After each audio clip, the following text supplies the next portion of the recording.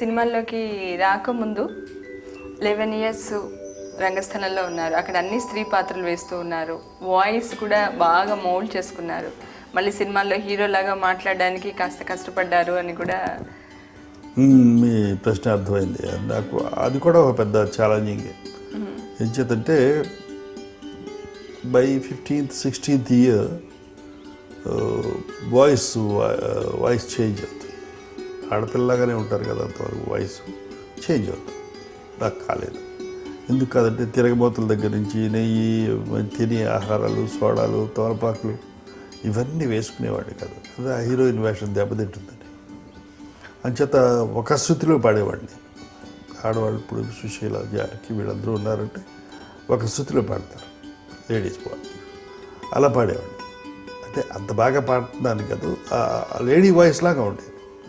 సీతారామజనంలో సీత మాట్లాడినా రాముడు మాట్లాడినా ఒకటిగానే ఉంటుంది. అందరూ నవ్వుతూ ఉంటారు. నాకు సిగ్గేసింది. అప్పుడు పెద్ద నాకు వాయిస్ మారాలండి అంటే ఇప్పుడు ప్రబల సత్యనారాయణ గారని, ఓగిరాల రామచంద్రరావు గారని వీళ్ళందరూ ఏం చెప్పారంటే హిందీలో ఖర్జ్ అని ఒకటి ఉంది, వాయిస్ కల్చర్ డెవలప్ అవుతుంది దాని మూలంగా. అంటే ఏం చేయాలి అంటే రాత్రి తెల్లవారులు కుండలో నీళ్లు పోసి చల్లగా ఉంటుంది కదా, దగ్గర పెట్టుకొని గోచి మాత్రమే పెట్టుకుని ఇట్లా కవరించుకుని బాడీకి తగిలేట్టు ప్రాక్టీస్ చేసి అలా.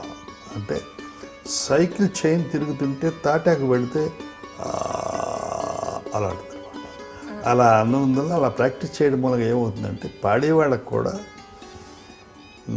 మందర స్థాయిలోనూ, మధ్యమ స్థాయిలోనూ, తారస్థాయిలోనూ సంగతులు చక్కగా పలుకుతాయి. ఎక్స్ప్రెషన్ కూడా బాగా పలుకుతుంది. కొంతమందికి ఇలా పలికినప్పుడు పై స్థుతిలో పలకదు, కింద స్థుతిలోనే పలుకుతుంది. అంచేత పాడడానికి కూడా పనికి వస్తుంది, ఎక్స్ప్రెషన్కి కూడా పనికి వస్తుంది, వాయిస్ మాడ్యులేషన్కి పనికి వస్తుంది.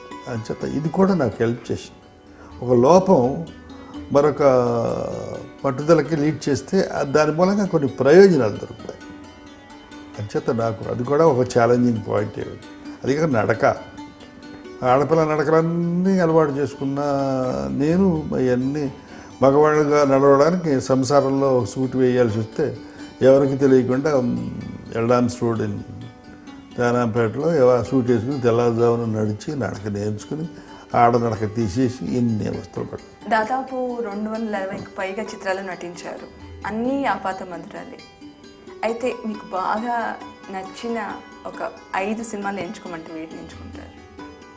కష్టం. ఇప్పుడు ఈ క్వశ్చను 5 పిక్చర్లో ఏది ఉంది, ఏ రకమైన పిక్చర్లు అంటే చెప్పచ్చు, కానీ ఎంచుకోవడం అంటే నేను ఎంచుకోలేను. ఎంచుకుంటే నా పిల్లలలో ఎవరో మంచి వాళ్ళు ఎంచుకోమంటే ఇట్స్ నాట్ గుడ్. అది మంచి పద్ధతి కాదు. తర్వాత ఎన్ని ఇప్పుడు 254 ఇప్పటికి నేను చేసింది.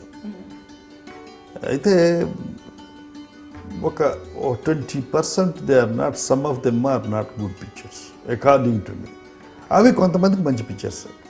According to you they may not be that good pictures. ఇప్పుడు బాటసారి ఉంది, దట్ ఈస్ ద బెస్ట్ అని నేను అనుకుంటాను.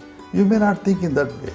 అది సక్సెస్ కాలేదు కదా, ఫెయిల్ అయింది కదా, కాబట్టి అది ఫెయిల్యూర్ అంటారు. కానల్ నీరు అని తమిళ్లో ఉంది. అది దట్ ఈస్ ది బెస్ట్. కాబట్టి నాకు మధురలోను అక్కడ ఇక్కడ నాగేశ్వరరావు బెస్ట్ యాక్టర్ అవార్డ్స్ ఇచ్చారు.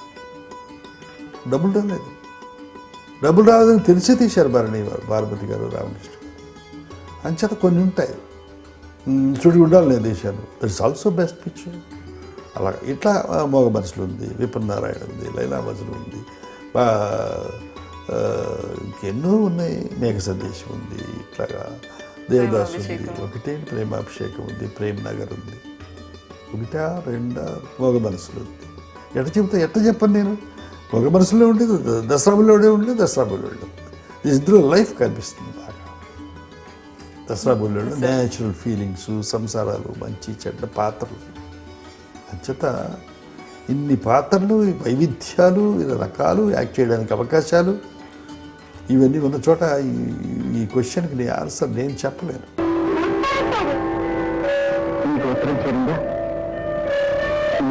లేకపోతే ఎలాగో ఉంది. మీరు వెళ్ళాక నా ఆరోగ్యం కూడా అంత బాగాలేదు. అందుకని మిమ్మల్ని త్వరగా రమ్మని చదువుల చేత నేను జాబు రాయిస్తాను. మామూలుగా ఎక్కడైనా కూడా ఒక హీరో ఒక హీరోయిన్ వాళ్ళిద్దరు బాగా కాంబినేషన్ అంటూ ఉంది, హిట్ పేరు హిట్ కాంబినేషన్ అంటుంటారు కదా. కానీ మీకు సావిత్రి గారితో హిట్ పేరే, మళ్ళీ కృష్ణకుమారి గారితో హిట్స్, వాణేశ్వరి గారు, శ్రీదేవి, జయప్రద, జయస్, అట్లా అందరితో హిట్ కాంబినేషన్ మీది. అంజలిదేవి గారు, భానుమతి గారు, అదే జమున గారు, అదే అందరి హీరోయిన్స్ తో. అంటే అది ఎలా సాధ్యం? అంటే కాంబినేషన్ మూలంగా హిట్ వస్తుంది అనుకునేది చాలా పిచ్చి. వెదర్ ఇట్ ఈస్ భానుమతి గారు, నాగేశ్వరరావు గారు, లేకపోతే భానుమతి గారు, నాగేశ్వరరావు గారు, రామారావు గారు మూలంగా రాదు. The subject which should be liked by the people.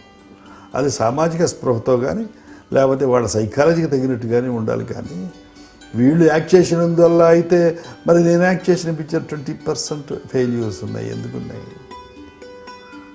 ఎందుకంటే పెద్ద హీరోలు యాక్ట్ చేసిన ఈ ప్రపంచంలో ఉన్నాయి. ఎందుకున్నాయి?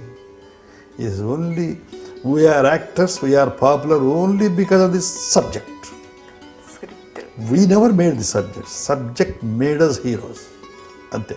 Subject made us successful. This is the feeling of mind. అందుకని ఈ మధ్య మన చంద్రబోస్ గారు రాశారు, మౌనంగా ఎదగమని మొక్క నీకు చెబుతుంది, ఎదిగిన కొద్దీ ఒదిగుండాలనే అర్థం అందులో ఉంది.